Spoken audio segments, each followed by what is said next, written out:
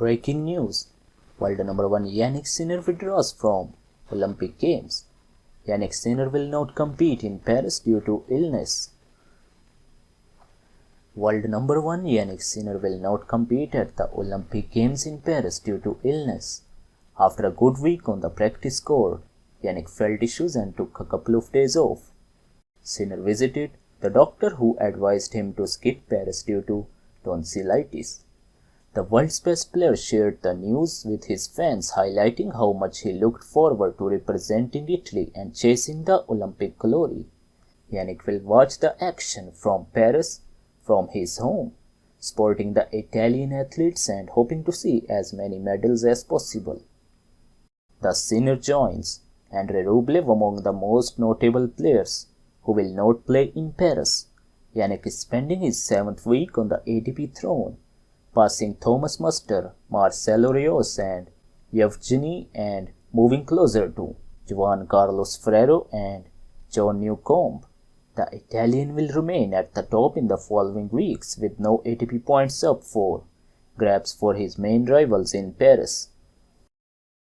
Jannik Sinner withdrew from the Olympic Games in Paris. Sinner has won 42 out of 46 matches in 2024, gathering a boost in the closing stages of 2023 and becoming the 29th world number 1 after this year's Roland Garros. Sinner lifted trophies in Melbourne, Rotterdam, Miami and Halle right before Wimbledon. Jannik had to miss tournaments this spring during a hip issue before recovering ahead of Roland Garros. The Italian reached the semi-final leading versus Carlos Alcaraz 2 times before falling in 5 sets. However, it was enough to take the ATP throne away from Novak Djokovic and write history as the first world number 1 from Italy. Jannik bounced back in Halle, conquering an ATP 500 title and lifting his first trophy as world number 1.